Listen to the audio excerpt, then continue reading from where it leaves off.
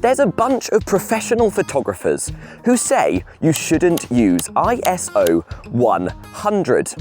And when I heard this, like many people, you can see these videos where they tell you this have thousands, if not millions of views. My brain went, what? Well, obviously I want to use 100 ISO. I want my noise to be as low as possible. And in today's video, we're going to be testing this theory. So I've got with me my Canon 7D Mark II and Sigma 150 to 600mm lens, and we are at the Surrey Hills, an absolutely incredible and beautiful place. We also have full sunlight today, meaning we have tons of light and we could use the lowest ISO. If you've been watching my channel for a while, you know we often go out and test photography equipment. So today we're kind of doing the same thing, we're just doing photography techniques instead. So we're going to be testing out if we should use 100 ISO. And throughout this video, I'm gonna take you with me. We're gonna do some vlogging. I'm gonna talk to you a little bit about the theory behind why we don't have to use 100 ISO. So if that sounds good, if you enjoy this video, hit that like and subscribe so you can keep up to date with everything happening on this channel. So first things first, we're going to get the settings in the camera correctly because I'm gonna have to change how I normally do my camera settings. Normally my ISO is set at 100 and I only change it if I have to, but we're now going to up that to 400. My aperture is still going to be as low as it can be, but it means my shutter speed, instead of hovering about 800 to 1000, we can up that to probably about 2000. This means that with wildlife in action, flying birds taking off, we're going to have much quicker shutter speed, so hopefully we'll be able to freeze that action a little bit better. If I see wildlife, I'm going to quickly turn around and use the sun as my source of light and take some photos. And there are dense hedges on both sides of me, and it's the beginning of April, so it's that time of year when birds start to build nests. And I don't know if you can see this, but just in this bush, there is a nest in the fork of a couple of trees. Now, I don't think it's a nest that's still being used. I think it will have been left over from last year, but it's still there, showing the structural integrity of these nests. And at the top of this tree here, I've got some little birds calling. The birds are still very high in the trees, but I've got my app out now. This is the Merlin app, and this tells us that the birds we were watching, although they were too far away to actually see, they were a common chiffchaff. We also had a chaffinch pop up very briefly, and we've now had a skylark as well. And I kind of want to stick around this area because that's a pretty cool selection. And the wait was worth the while. The chaffinch quickly came down the trunk of one of the trees, and as it was kind of flying about, moving really quickly, we got some pictures. And because I had that higher shutter speed, because of that higher ISO, I got a really cool photo. Now, getting small birds with their wings out flying, as this photo shows, is something I've never really achieved before. I've struggled to get those photos because to be able to freeze the action of such a small bird moving so quickly is difficult. This is a well-lit picture of a chaffinch in action, and yeah, I'm pretty chuffed with that. That's pretty cool.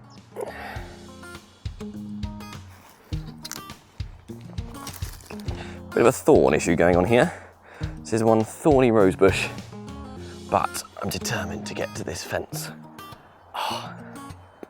And on our list of birds we were hearing earlier, there was a skylark, and it's in fields like this where you would get pictures of a skylark. So I'm currently just waiting and watching, giving it an opportunity to come. And while I do that, let me talk to you a bit about the theory behind ISO and why you don't always have to use 100.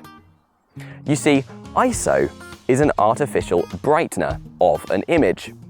And that is all it is. Unlike shutter speed and aperture, which physically let light in, ISO just brightens what's already there. And there is this ratio called signal to noise ratio, signal being the light that is physically entering the camera, and the noise being the mechanical part of the camera creating noise. When there's a low signal in low light situations, there's always going to be more noise. But in high signal or high light situations like today, there's going to be less noise. ISO doesn't create noise. ISO simply brightens what's already there.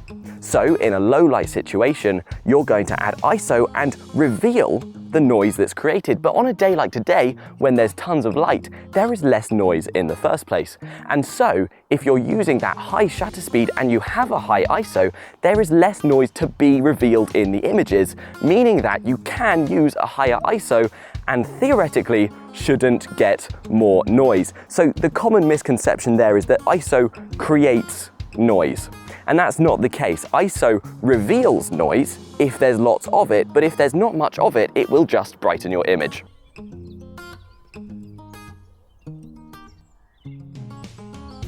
This area I'm in is full of farmland, and you can tell that because right here, there's a combine harvester kind of thing. I have no idea what it is. If you know, tell me in the comments down below.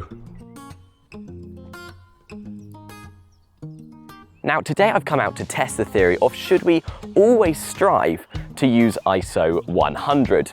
This does not mean at all that I'm saying you should always use a high ISO. There are situations in which a low ISO is the way to go, especially if you're doing static photos and you've got the opportunity to not need artificial brightness. Higher ISO when it comes to action shots, such as the birds moving fast, or if it comes to sports photography. That is what we're testing today. So I just want to put this out there that I'm not saying don't strive for a low ISO. I still think in an ideal world you would have a low ISO because using natural light is what we want to do. But it almost opens up a door of available options that weren't there before. I'm sorry if you can't really see me. I've put the sun behind me so that the way I'm looking is all perfectly lit, again providing us so much light and hopefully so little noise that we can up that ISO, that we can freeze some action in the photos. It's also getting really hot and I'm wearing a knitted jumper, which is not the one. It's green though, so it's been good for camouflaging so far.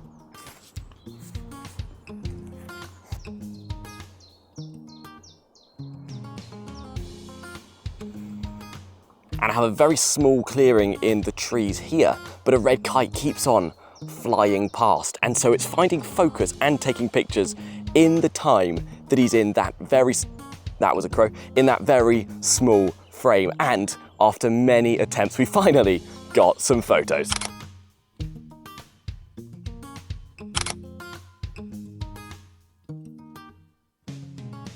Adding in an extra bit of light is also helpful if you want to up your shutter speed because you don't like tripods. Now what I've got here is my cowboy hat on the end of a post, and then I'm just using my elbow as a little monopod. I personally love to come out with just my camera, not having to carry around a huge tripod. I don't have a bag with me today, I've only got my camera set up. The sun allows you to do that to a certain degree, but upping the ISO also means you have, again, more leeway to up the shutter speed even more to remove camera shake from being handheld.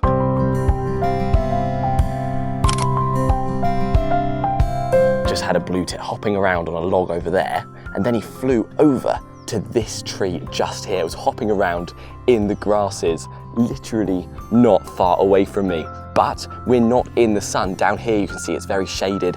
Over there it's very dark.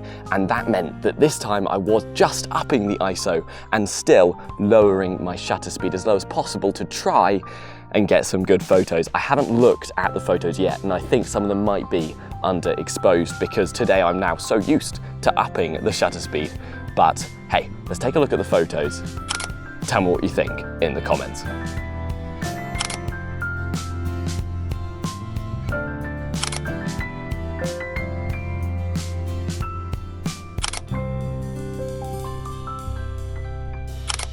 And I can now see exactly where I've come from. Over on the other side, that big hill there is where we parked. It's called Newlands Corner. We then walked down and past some yellow fields over here. We followed this line of trees and we've come all the way to this point. We're gonna now continue down. There's a little farm in the valley there, back up the hill, and we'll end up in some fields next to where we parked. And considering we're halfway through the trip, we've had some pretty cool photos, I'd say. There's a buzzard in the sky, so I'll just take a picture of that quickly.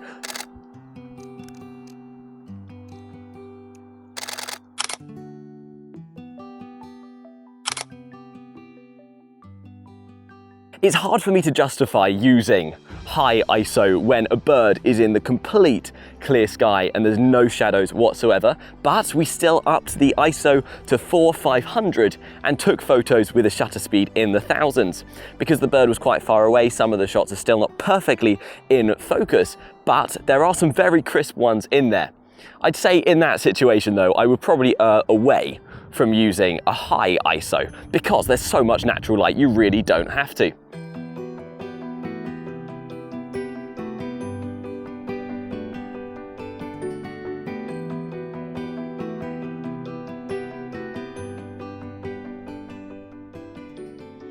And it's now approaching midday and wildlife is going into that lull where they start to hide away, they become less active. We haven't seen any wildlife since we were on the other side of the valley, except for while we were on the farm, we found a swallow on a wire, quite a long way away. But even so, the background was so separated, blur in the background, I was pretty happy with the photo, even though the subject is pretty small. Today has been eye-opening for me. It was interesting to hear professionals, but then put their word to the test. And I hope you've enjoyed watching this video. I hope you've enjoyed picking up some tips and tricks and seeing this. And hopefully you can put this into your photography and see if it makes a difference to how you take photos. Thank you for watching. I hope you've enjoyed. Hit that like and subscribe, and I will see you in the next one.